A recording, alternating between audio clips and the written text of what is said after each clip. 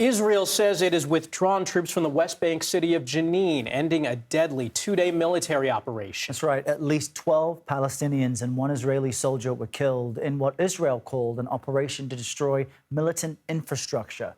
Meanwhile, Israeli officials say Palestinian fighters in Gaza fired rockets toward Israel overnight, but they were intercepted with no reports of any injuries.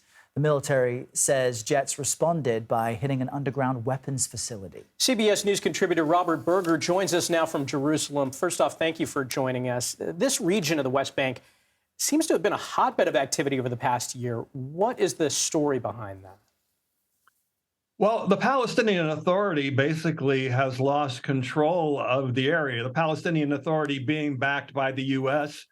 and ostensibly willing to make peace with Israel in the past, but they've lost control, and the vacuum has been filled by armed militants. And these groups are loaded with weapons and explosives. They're backed by Islamic Jihad and Hamas in Gaza, and they want to take the armed resistance to Israel. So you have a power vacuum. You have these militants who are basically ruling the streets, no law and order.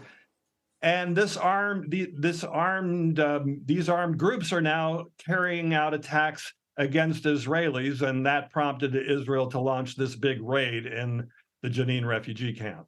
And it's interesting you mention the Palestinian Authority, because there are reports that mourners in the refugee camp are actually angry with how Palestinian officials responded to Israel's operation. Could you just elaborate on exactly what that's about, what the concerns are, and how it may contribute to what happens next?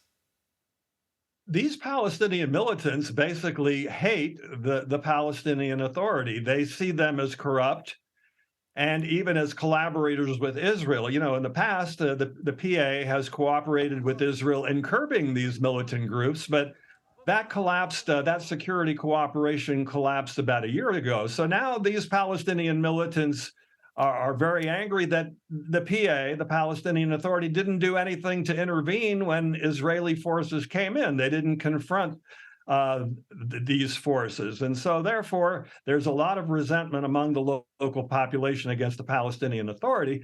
Problem for the Palestinian Authority is they don't really have anything to offer the local population. They were willing to make peace with Israel, but the Israelis aren't willing to make concessions for a Palestinian state.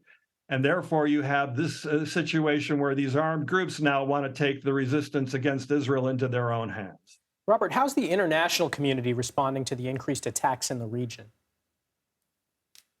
Well, the Arab world in particular, and also the UN, have strongly condemned this Israeli operation, especially because of the suffering that it's brought on civilians. There is massive damage, by the way, in the refugee camp. No water, no running water, electricity, or internet after the Israeli raid.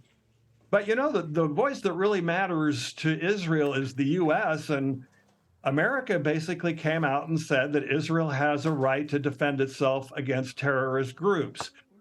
What the U.S. would like to see is the Palestinian Authority cooperating with Israel to restore order, but the Palestinian Authority may be unwilling or unable to do that. And also, in the wake of this raid, they've broken off all ties with Israel, which basically means the Israelis, and they've said it publicly, plan to carry out more such raids in the not-too-distant future.